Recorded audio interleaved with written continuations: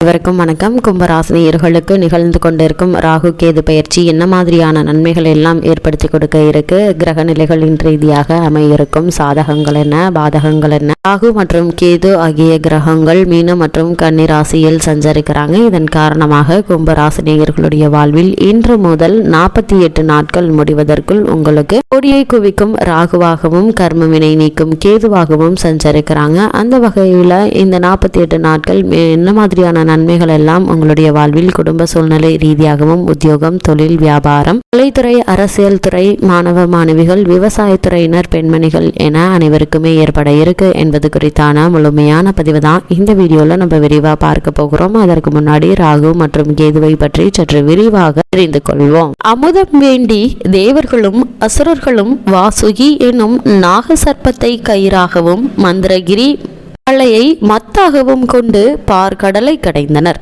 அமுதம் தோன்றியவுடன் தங்களுக்கு மட்டும்தான் அமுதம் கிடைக்க வேண்டும் என்று அசுரர்கள் அமுத குடத்தை எடுத்துக்கொண்டு ஓட முயன்றனர். நிலைமையை உணர்ந்த பகவான் ஸ்ரீமத் நாராயணன் உடனடியாக தன்னிகரற்ற பேரழகு மோகினியாக உருமாறிக்கொண்டு அசுரர்களை சமாதானப்படுத்தி அமுத கலசத்தை கைப்பற்றி அசுரர்களையும் தேவர்களையும் இரு வரிசையில் அமரச் செய்து அமுதத்தை பரிமாறினார். முதலில் தேவர்களுடைய வரிசையில் மட்டும்தான் பரிமாற ஆரம்பித்தார். அதை கண்டுவிட்ட அசுரர்களுள் ஒருவரான ராகு தன்னை தேவர்களில் ஒருவர் போல் உருமாறிக்கொண்டு தேவர்களினுடைய வரிசையில் அமர்ந்து கொண்டனர். இதனை சந்திரனும் சூரியனும் கண்டுவிட்டனர். இதனை குறிப்பால் மோகினிக்கு உணர்த்திவிட்டனர். ஆயினும் அதற்குள் கரண்டியிலிருந்த அமுத துளி ராகுவினுடைய வாயில் விழுந்துவிட்டது. இதனை கண்டு பதறிய மோகினி கையிலிருந்த அகப்பையினால் ராகுவினுடைய சிரசில் தட்டி ராகுவினுடைய உடலை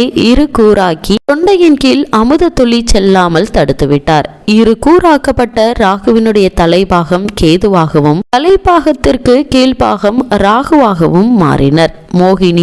மோகினியாக தோற்றமளித்த பகவானை சரணடைந்தனர். அதனால் மகிழ்ந்த எம்பெருமான் அவர்களுக்கு கிரக அந்தஸ்தை அளித்தார். தங்களை கஞ்சாடை மூலம் மோகினியிடம் காட்டி கொடுத்த சூரியன் மற்றும் சந்திரன் மீது ராகுவிற்கும் கேதுவிற்கும் சீற்றம் தணியவில்லை. அதனால் சந்தர்ப்பம் கிடைத்த போதெல்லாம் சூரியன் சந்திரன் வலம் வரும் பாதையில் நின்று தடுக்கலாயினர். அவ்விதம் எப்போதெல்லாம் ராகுவினாலோ அல்லது கேதுவினாலோ சூரிய சந்திரர்கள் பீடிக்கப்படும் காலத்தை தோஷ காலம் அல்லது கிரகண காலம் என்று நீதி நூல்கள், தர்ம நூல்கள், வானியல் கலை ஆகியவை கூறுகின்றன.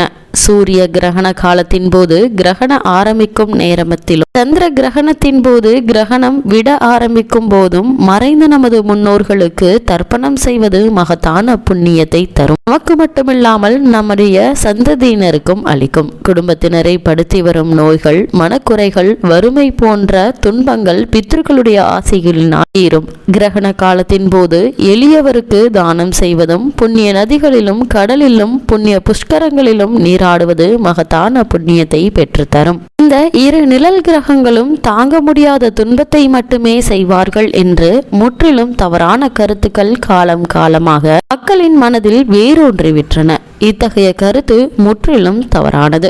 அதற்கு எந்தவிதமான ஆதாரமும் கிடையாது. ராகுவை போல் கொடுப்பாரும் இல்லை, ராகுவை போல் கெடுப்பாரும் இல்லை என்றொரு மூதுரை காலம் காலமாக மக்களிடையே நிலவி வருகிறது. ராகுவினுடைய சக்தியை சரியாக புரிந்து கொள்ளாததே இத்தகைய தவறான கருத்துக்கு காரணமாகிறது. நன்மையானாலும் தீமையானாலும் ராகு தயாதட்சணமின்றி கண்டிப்பாக செய்வதனால்தான் இத்தகைய கருத்து உருவாகியுள்ளது. ஜாதகத்தில் பூர்வ புண்ணிய ஸ்தானமாகிய 5ஆம் இடத்தில் வாழ்க்கையின் முடிவையும் மறுபிறவியையும் நிர்ணயிக்கும் 12ஆம் இடத்தில் ராகு அல்லது கேது அமர்ந்திருந்தாலும் வாழ்க்கை முடியும் கடைசி வினாடியில் கங்காஸ்தான பலன் கிடைக்கும் என சூட்சம கிரகந்தங்கள் அறிவுறுத்தியிருக்கு. ஒருவர் பிறவியில் தர்ம நெறியின்படி நேர்மை, ஒழுக்கம், சத்தியம், தர்மம், வாய்மை ஆகியவற்றின்படி வாழ்ந்தால் ராகுவிற்கும் கேதுவிற்கும் அச்சப்பட வேண்டிய அவசியம் கிடையாது. அதே போல இந்த ராகுவும் கேதுவும் அதுவும் ஒரு சில ஜாதகங்களில் ராகு யோக பலன்களை அளிக்கும் நிலையில் அமர்ந்திருந்தால் அவர்கள் ராஜ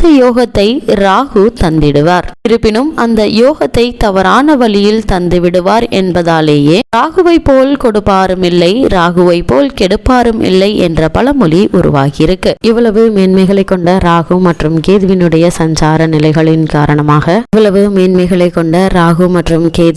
சஞ்சார முறையை மீனம் மற்றும் கன்னி ராசியில் சஞ்சரிக்கிறாங்க. இந்த கிரகங்களுடைய சஞ்சார நிலைகளின் காரணமாக கும்பராசியை சேர்ந்த வீட்டம் 3ஆம் பாதம் முதல் சதயம் பூரட்டாதி 3ஆம் பாதம் வரை உள்ள நட்சத்திரக்காரர்களுக்கு குடும்ப சூழ்நிலை ரீதியாக மேலும் என்ன மாதிரியான நன்மைகள் எல்லாம் உங்களுடைய வாழ்வில் ஏற்பட இருக்கு என்று பார்க்கும்போது, தற்போது உங்களுக்கு 7.5 சனி காலத்தில், அதுவும் ஜென்ம சனி சஞ்சார காலத்தில் வாக்கு தனம் குடும்பஸ்தானத்திற்கு ராகுவும் அஷ்டமஸ்தானத்தில் கேதுவும் சஞ்சரிப்பது அவ்வளவு நன்மை அளிக்கக்கூடிய கிரக சஞ்சாரம் இல்லைங்க. ஆரோக்கியத்தில் கவனமாக இருப்பது மிக மிக அவசியங்க. ஆனால் தற்போது இந்த இன்று முதல் 48 நாட்கள் முடிவதற்குள் ஆரோக்கியத்தில் என்ன மாதிரியான பின்னடைவுகளை எல்லாம் சந்தித்து வந்தீர்களோ அவற்றிற்கெல்லாம் நல்ல ஒரு முன்னேற்றம் ஏற்படக்கூடிய ஒரு தருணமா அமைஞ்சிருக்குது. உறவினர்கள் நட்புக்குள் நல்ல ஒரு ஆரோக்கிய முன்னேற்றம் ஏற்படக்கூடிய ஒரு தருணமா அமைஞ்சிருக்குதுங்க. அதே மாதிரி திருமணத்திற்காக காத்து கொண்டு இருப்பவர்களுக்கும் கூட ஒரு சிறு முயற்சியிலேயே நல்ல ஒரு வரன் அமைய இருக்குதுங்க. கணவன் மனைவி இருவருக்குள்ளும் அன்பும் அந்யோன்யமும் அதிகரிக்கக்கூடிய ஒரு தருணமா அமைஞ்சிருக்குது. அஷ்டமஸ்தானம்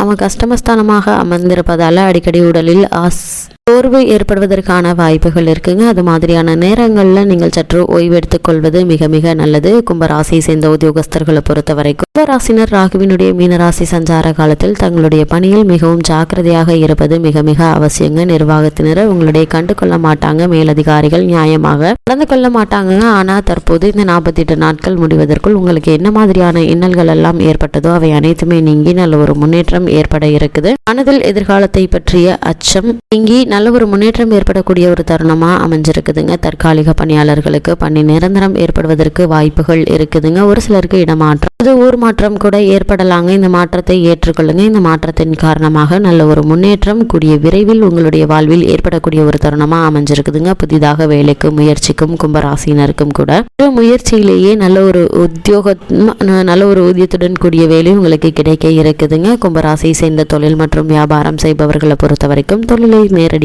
கவனிக்க இல்லாமல் ஆரோக்கிய குறைவு ஏற்பட்டு வந்த நிலையில அவை அனைத்துமே நீங்கி நல்ல ஒரு முன்னேற்றம் ஏற்பட இருக்குது. அதே போல தொழில் மற்றும் வியாபார அபிவிருத்தி சம்பந்தமான முயற்சிகளை நீங்கள் மேற்கொள்ளும் போது இந்த முயற்சிகளுக்கு தேவையான நிதி நிறுவனங்களுடைய ஒத்துழைப்பும் அரசாங்க ஆதரவும் கிடைக்கக்கூடிய ஒரு தருணம் அமைஞ்சிருக்குது என்பதை கிரகங்களுடைய சஞ்சார நிலைகள் தெளிவாகவும் உறுதியாகவும் அமைஞ்சிருக்குதுங்க. கும்பராசியை சேர்ந்த மாணவ மாணவியருக்கு இவனுடைய நிலையினால நீங்கள் விரும்பிய விடாலும் திடீர் நட்பு தேடி வருங்க. அது மட்டும் இல்லாம இந்த காலகட்டத்தை பொறுத்த வரைக்கும் தவறான பழக்க வழக்கங்கள்ல மனதை ஈடுபட செய்யாமல் இன்றைய கல்விதான் நாளைய எதிர்காலம் என்பதை மனதில் நிறுத்தி உங்களுடைய முழு கவனத்தையும் படிப்பில் செலுத்துவது மிக மிக அவசியம் என்பதை கிரகங்களுடைய சஞ்சார நிலைகள் மீண்டும் மீண்டும் உங்களுக்கு அறிவுறுத்தது. கும்பராசியை சேர்ந்தவர்களுக்கு கிரக நிலைகளின் ரீதியாக கூறப்படும் பரிகாரம் என்ன என்று பார்க்கும்போது, உங்களுடைய வீட்டின் பூஜை அறையில் 24 சனிக்கிழமைகளிலும் 24 செவ்வாய்க்கிழமைகளிலும் 5 நெய் தீபங்கள் ஏற்றி வந்தால் போதுங்க. எண்ணற்ற நன்மைகள் உங்களுடைய வாழ்வில் ஏற்படும் என்பதை கிரக நிலைகள் உங்களுக்கு தெளிவுபடுத்துது.